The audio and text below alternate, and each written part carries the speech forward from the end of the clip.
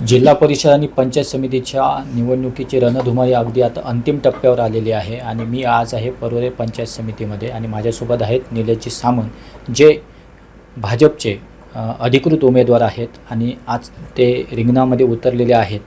तर खरं तर त्यांचा परिचय द्यायचा झाला तर ते वेंगुर्ला पंचायत समितीचे 2 वेळा सभापती राहिलेले आहेत. त्याचबरोबर जिल्हा परिषद चे ते शिक्षण सभापती देखील होते. त्यामुळे एकूणच मोठा राजकीय असा अनुभव त्यांच्या पाठीशी आहे. प्रशासनावर वेगळी पकड म्हणून आहे त्यांची आणि त्यामुळे प्रशासकीय कामाचा देखील अनुभव त्यांच्या पाठीशी आहे आणि ह्या सगळ्या अनुभवाच्या जोरावर ते आज या निवडणुकीला सामोरे गेलेले आहेत. एकूणच अगदी घरोघरी त्यांचा प्रचार सुरू आहे आणि या संदर्भात कशा पद्धतीने त्यांना प्रतिसाद मिळतो हे देखील आपण जाणून घेणार आहोत. निलेशजी, सर्वप्रथम तुमचं स्वागत आणि तुम्हाला शुभेच्छा. काय सांगा, एकूणच अगदी प्रचारात अंतिम टप्प्यामध्ये आलेला आहे आणि कशा पद्धतीने तुम्हाला प्रतिसाद मिळतो आहे? मुळातच मोठा राजकीय असा अनुभव तुमच्या पाठीशी आहे, प्रशासकीय कामाचा अनुभव तुमचा दांडगा आहे. त्यामुळे विकास कामं कशी गावामध्ये आणायची या मतदारसंघामध्ये याचं ऑलरेडी तुम्ही काम केलेलं आहे. काय सांगा? आता सुरुवातीला तुम्हाला सांगू इच्छितो की या परवळे पंचायत समिती मतदारसंघामध्ये युतीमध्ये किंवा महायुतीमध्ये जागेवरनं किंवा सीटवरनं मतभेद झालेले आहेत. मला या पंचायत समितीची भारतीय जनता पक्षाची निशाणी कमळ म्हणजे थोडक्यात AB फॉर्म देण्यात आलेला आहे. त्याचा मी अर्ज भरलेला होता अधिकृतरित्या. तो AB फॉर्म किंवा ते चिन्ह मला मिळालेलं आहे. असं असताना या ठिकाणी दुसरी धनुष्यबाणाची निशाणी असलेला उमेदवार देसाई ह्याला पण शिवसेने म्हणजे शिंदे गटाच्या शिवसेनेने उमेदवारी किंवा धनुष्यबाण किंवा त्या संदर्भातला AB फॉर्म धनुष्यबाण निशाणी त्याला दिलेली आहे. हा जो युतीतला गोंधळ आहे असा हा गोंधळी मतदारसंघ सध्या तयार झालेला आहे. आता पाठिंब्याचा विषय आपण दुसऱ्या टप्प्यावर घेऊ. तर मुळामध्ये ही सीट जर भाजपला सुटलेली होती तर या ठिकाणी शिवसेनेने AB फॉर्म देणे हेच चुकीचं होतं, किंवा जर शिवसेनेला सुटलेली होती तर भाजपने AB फॉर्म मला देणे हे चुकीचं आहे. तर ह्याच्यामध्ये युतीच्या नेत्यांमध्ये कदाचित समन्वय नसेल किंवा काही दबावतंत्र मागवून आलं असेल, त्यामुळे त्या देसाईंना नंतर AB फॉर्म शिवसेनेचा देण्यात आला असं. दुसरं म्हणजे म्हापणची जी ह्या जिल्हा परिषदमध्ये 2 पंचायत समिती, म्हापण पंचायत समिती जी आहे ती शिवसेनेला सुटलेली होती. तिकडे पण देसाईने अर्ज आपला शिवसेनेमार्फत अधिकृत AB फॉर्म देऊन धनुष्यबाण निशाणीवर भरलेला होता. त्यामुळे साहजिकच त्यांनी ते तिकडे राहणार, मी इकडे राहणार हे निश्चित असताना त्यांनी अचानकपणे म्हापण पंचायत समितीतून अर्ज मागे घेतला आणि अचानकपणे याच्यामध्ये ही लढत निर्माण झाली. युतीमध्येच 2 मित्रपक्षांमध्ये लढत निर्माण झालेली आहे असा इथे प्रसंग आहे किंवा असा ते विषय झालेला आहे. आता दुसरा पाठिंब्याचा, सगळ्या या ग्रामपंचायती 5च्या 5 या पंचायत समिती याच्यातल्या भारतीय जनता पक्षाच्या ताब्यात आहेत. किंबहुना मोठ्या राणेसाहेबांच्या ह्याच्या नेतृत्वाखाली आम्ही कित्येक वर्ष काम करतो आहे. तर ते सगळं वातावरण किंवा मतदार किंवा कार्यकर्ते हे माझ्यासोबत आहेत आणि त्यामुळे AB फॉर्मचा प्रश्न भारतीय जनता पक्षाचे लोक तर राहतीलच माझ्यासोबत. सर्वसामान्य मतदार, सुशिक्षित नागरिक आणि जनता ही आपण जर कुठेही जाऊन कुठच्या वाडीत चौकशी करा, ही माझ्याबरोबर आहे. त्यामुळे विजय माझा निश्चित आहे. परंतु हा गोंधळ होता नाही असता यासाठी युतीचे वरिष्ठ नेते जबाबदार आहेत. AB फॉर्म म्हणजे तुम्हाला कायदेशीररित्या निवडणूक लढवण्यासाठी जो पक्षाचा फॉर्म असतो तो देताना या ठिकाणी जबाबदारीनं नेत्यांनी वागणं ही खरं गरजेची गोष्ट आहे. आता तुम्ही कायदेशीररित्या काही करू शकत नाही की चिन्ह कोणाचं जाऊ शकत नाही, कोणाला तुम्ही करू.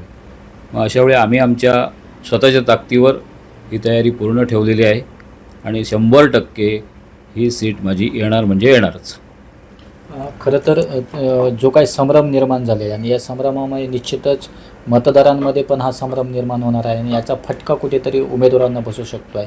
तर या संदर्भात तुम्ही वरिष्ठांशी, हा जो काही संभ्रम निर्माण झालेला आहे या संदर्भात तुम्ही वरिष्ठांशी बोललात? वरिष्ठांशी या संदर्भात वारंवार संवाद झालेला आहे. पण आता याच्यातनं काय म्हणजे हे काय आता याच्यावर निवडणूक म्हणजे कायदेशीर प्रक्रियेमध्ये काय करता येत नाही ना. आता जर समजा त्याला मागे जायला सांगितलं तर तो बाहेर जाईल ना, किंवा मला तिकडे मापणमध्ये जायला सांगितलं तर मी जाऊ शकत नाही, कारण मी तिकडची उमेदवारी भरली नव्हती, तिकडचं माझं चिन्ह मला मिळालं नव्हतं, कारण उमेदवारीच भरली नव्हती. तर आता हे लढाई करणं हाच माझ्यासमोर इलाज आहे. लढाईशिवाय याला उत्तर काय नाही. जनतेच्या दरबारात लढाई होईल, कोण लोकप्रिय आहे, कोण कार्यकर्ता आहे हे जनता ठरवेल. आणि मला खात्री आहे की याच्यामध्ये काही समोरच्या उमेदवाराचं टिकणार नाही. आपला विजय हा 100% आहे. म्हणजे मैत्रीपूर्व लढत होईल काय बघा. आता ह्याला मैत्रीपूर्ण तरी कसं म्हणावं, कारण काय आता हे लढत जेव्हा असते ती मैत्रीपूर्ण असू शकत नाही ना. शेवटी आपण एकमेकाचे विरोधक असतो जेव्हा लढाई करायची असते तेव्हा. मैत्रीपूर्ण लढत हा राजकीय शब्द असेल, पण मला त्या बाबतीत काय म्हणजे तसं वाटत नाही. जर आपल्याला लढाई करायची असेल निवडणुकीची असो कोर्टची, तर ती मैत्रीपूर्ण कशी होणार. बरोबर. म्हणजे आता जी लढाई होईल ती अगदी आरपारची होईल. आता इथे शिवसेना शिंदेगड किंवा हा आपला शत्रू नसेल. इथे हे व्यक्तिगत ह्यांनी जे काय राजकारण शिवसेनेच्या ह्यांनी केलं आहे लोकांनी, ह्याच्यामध्ये माझा शत्रू काय कोण दीपक केसरकर साहेब किंवा निलेश राणे साहेब किंवा आणि कोण संजू परब, हे आमचे काय विषय नाही आहे. इथल्या जो गोंधळामुळे जो काय विषय झाला हो, इथल्या स्थानिक पातळीवरच हा विषय राहील. म्हणजे स्थानिक पातळीवरचं शिवसेना आणि भाजपचं नेतृत्व याच्या हा जो काय गोंधळ आहे ना, हा जाणीवपूर्वक काही स्थानिक लोकांनी नेत्यांनी निर्माण केला आहे की अगदी वरिष्ठ लेवलवर हा झालेला आहे? नाही, वरिष्ठ लेवलवर सगळं दोन्ही पक्षाच्या लोकांचा मलाच पाठिंबा आहे. स्थानिक काही चुकांमुळे असेल किंवा स्थानिक इथले जे कार्यकर्ते आहेत त्यांना त्यांचं कनेक्शन अगदी उपमुख्यमंत्र्यांपर्यंत आहे अशी त्यांची समज आहे. त्यांनी हा तिथे उलटसुलट भेटीगाठी घेऊन हा एक संभ्रम निर्माण करण्यासाठी अचानक केलेला प्रयत्न आहे. म्हणजे शिंदे सेनेमधल्या लोकांनी, भारतीय जनता पक्षाच्या लोकांनी याच्यामध्ये माझ्यावर कोणताही गोंधळ करण्याचा किंवा कोणती आयडिया करून बाहेर काढण्याचा वगैरे असं भारतीय जनता पक्षाचा कोणी माणूस त्यामध्ये नाही. तसं शिवसेनेचा सुद्धा वरिष्ठ कोण माणूस नाही. फार त्याला तिथल्या गावातले लेवलचे लोकल लोक आहेत, त्यांची काय फार मोठी हे नाही, पण कुठेतरी गोंधळ निर्माण करतो त्यांचा प्रयत्न आहे. शिवसेनेचे नेतेसुद्धा चांगले आहेत, सगळ्यांची दोस्तीपूर्ण मैत्रीपूर्ण संबंध आमचे आहेत, पण इथल्या स्थानिक लोकांच्या काही एकमेकाच्या शत्रुत्वाच्या ह्याच्यामुळे, म्हणजे शत्रुत्वाच्या म्हणण्यापेक्षा राजकीय विरोधकाच्या ह्याच्यामुळे हा गोंधळ घातला गेला. मुळात जेव्हा सुरुवातीला जे जागा वाटप झालं आणि जागा वाटपामध्ये जो काही महायुतीचा फॉर्म्युला ठरला गेला, तर त्या महायुतीच्या फॉर्म्युलामध्ये ही जागा भाजपला सुटली होती. भाजपला सुटलेली होती, नाहीतर मग मला एबी फॉर्म देण्याचा विषयच नव्हता ना. याबद्दल तुम्ही वरिष्ठांशी अगदी सविस्तर हे बोलणं झालेलं आहे? हो, सविस्तर सगळी माहिती दिलेली आहे. आपले जे तालुकाध्यक्ष, जिल्हाध्यक्ष आणि त्याच्यानंतर पालकमंत्री महोदय नितेशजी यांना सर्व माहिती दिलेली आहे. इथले जे पालकमंत्री जे आहेत नितेश राणे यांच्याशी आज तुमचं बोलणं झालं आहे काय? आज काही बोलणं झालं नाही, पण त्यांची भेट घेऊन मी विषय त्यांना सांगितलेला आहे आणि त्या बाबतीत काहीतरी तोडगा काढू असं त्यांचं. पण तोडगा एकदा माघार घेण्याची मुदत संपली की तोडगा काही निघू शकत नाही ना त्याच्यावर. उमेदवार तसेच राहतात. तुम्ही तुमच्या उमेदवारीवर आता ठाम? हा, ठाम आहे. नक्की उमेदवारी कायम असणार आणि विजयी पण मीच होणार याच्यावर अगदी ठाम. कमळ चिन्हावरच निवडणूक होती. पण आज इथे पालकमंत्री नितेश राणे आणि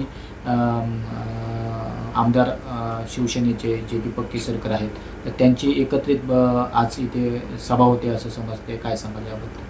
हे सभा होते, आता ते युतीची सभा म्हणून शिवसेनेच्या लोकांनी, शिंदे गटाच्या लोकांनी आयोजित केलेली आहे. तर त्याच्यामध्ये आमच्या लोकांना काय, म्हणजे जे भाजपचे इथले जे आमचे सपोर्टर किंवा लोक आहेत, प्रमुख लोक आहेत, सरपंच वगैरे, त्यांना काय निमंत्रण त्यांनी दिलेलं नाही. तर ते त्यांना वाटते माझं समर्थन करतायत म्हणून कदाचित दिलं नसेल. काय त्याबाबत आपण काय बोलू शकतो? निमंत्रण दिलं नसेल तर आमचा जाण्याचा प्रश्न येत नाही ना. खरं तर हा जो काय राजकीय संभ्रम आहे आणि या संभ्रमातून तुम्ही तुमच्या उमेदवारीवर ठाम आहात, तुम्ही निवडणूक लढवणार हे नक्की आहे. मुळात इथले काही आपण स्थानिक जे प्रश्न आहेत किंवा इथले ह्या मतदारांचा जो काही महत्त्वाचा विषय ज्यासाठी आपण ही निवडणूक लढवतो आहे, इथले नेमके प्रश्न हे तुम्हाला ते माहिती आहेत, कारण इथे तुम्ही या भागाचं प्रतिनिधित्व केलेलं आहे. तर याकडे कसं पाहताय? नाही, इथले आता महत्त्वाचे प्रश्न म्हणजे विमानतळामध्ये आता प्रगती करणं, म्हणजे मुंबई विमान सुरू करणं हा महत्त्वाचा. इथला चिपी मुंबई विमानसेवा सुरू करणं आणि मग बाकीचे मग त्या दृष्टीने पर्यटन वाढीसाठी जे रोजगार निर्मिती, काही विमानतळाच्या बाजूला पण राणेसाहेब काही प्रकल्प आणणार आहेत असं त्यांची योजना आहे. त्याला सहकार्य करून रोजगार निर्मिती करणं हा प्रामुख्याने इथला म्हणजे प्रतिनिधित्व करण्याचा किंवा या ठिकाणी नेतृत्व करण्याचा माझा उद्देश आहे. आता विमानतळ प्रकल्पाचा सुद्धा त्यावेळी खूप विरोध होता. आम्ही या ठिकाणी मदत करून किंवा सहकार्य करून हे केलेलं आहे. म्हणजे विमानतळाचा मार्गीच लावला. त्याच्यानंतर बंद स्थितीत झाला तेव्हासुद्धा मीच पुढाकार घेऊन एका कंपनीला विनंती करून, त्याच्यामध्ये एक माझे मित्र असल्यामुळे की फ्लाय 91 म्हणून जी कंपनी आहे, हा पुणे, बेंगलोर आणि हैदराबाद या ठिकाणी विमानं मी सुरू केली. आता मुंबईलासुद्धा आमचं ध्येय आहे की मुंबईचं विमान ह्या कंपनीचं लवकरात लवकर सुरू होईल असं. अच्छा. एक शेवटचा प्रश्न की खरं तर तुम्ही आता भाजपमध्ये आहात, भाजपच्या वतीनेही तुम्ही निवडणूक लढवतात, पण त्यापेक्षाही म्हणजे तुम्ही एक राणी समर्थक देखील आहात. ओके. आणि त्यातून हा तुमचा सगळा राजकीय प्रवास दिसतोय. काय सांगाल, कशा पद्धतीने आता या निवडणुकीला तुम्ही सामोरे जाल? सुरुवातीपासूनच मी नारायण राणे साहेब यांचं समर्थक किंवा त्यांचं कृपाक्षेत्र आमच्यावर असल्यामुळेच आम्ही या ठिकाणी अस्तित्व किंवा या ठिकाणी निर्माण होऊ शकलो हे कबूल करतो. म्हणजे त्याच्यामध्ये काय मान्य करायला काही हे नाही आहे.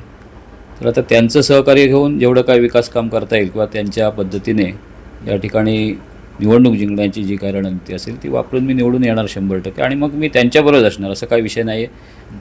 निशाणी तर मला आहे, मी अधिकृत कमळचा उमेदवार म्हणून आहे, त्यामुळे अन्य कुठे जाण्याचा बघण्याचा काय प्रश्न नाही. तेच आमचे देव असतील, तेच आमचे नेते असतील. जिल्हा परिषदचा जे उमेदवार आहेत अपक्ष, मग त्यांना तुमचा पाठिंबा असेल की किंवा त्यांच्या पाठिंबा हे कसं काय हे गणित जुळणार आहे? नाही, आता कसं मी पंचायत समितीला शिवसेनेला मत म्हणजे वरच्या मताला म्हणजे जिल्हा परिषदेच्या मागू शकत नाही, कारण ते चुकून समोरच्या शिवसेनेच्या माझ्या डायरेक्ट समोरच्या कॅन्डिडेटला जाईल तर मला धोका होऊ शकतो. त्यामुळे ते मागायला पाहिजे म्हणून मी अपक्ष उमेदवार वंदना केंद्रेकर यांना एक त्यांना द्या आणि एक मला द्या असं ते पॅनेल तयार केलेलं आहे. आता ते अधिकृत उमेदवाराला देता कदाचित ते माझ्या विरुद्ध मत दुसऱ्या उमेदवाराला लक्षात आलं ना मी काय म्हणतो. म्हणून तो एक प्रयत्न आहे आमचा आणि त्या पण निवडून येतील. त्या स्वतः 2 वेळा होते आणि त्या पण निवडून येतील अशी मला खात्री आहे. माझ्या किंवा त्यांच्या एकामेकाच्या त्यांच्या माझ्या सहकार्याने निवडून येतील अशी मला खात्री आहे. तर हे होते निलेशजी सामंत. एकूणच या मतदारसंघामध्ये खरं तर संभ्रमाची अवस्था आहे अगदी शेवटच्या अगदी क्षणापर्यंत. मात्र निलेशजी सामंत हे भाजपचे अधिकृत उमेदवार आहेत आणि त्यामुळे कमळ या चिन्हावर ते निवडणुकीला सामोरे जाणार आहे आणि खऱ्या अर्थानं आरपारची लढाई देखील साठी ते तयार आहेत आणि विजय देखील आपलाच आहे असा विश्वास त्यांनी व्यक्त केलेला आहे.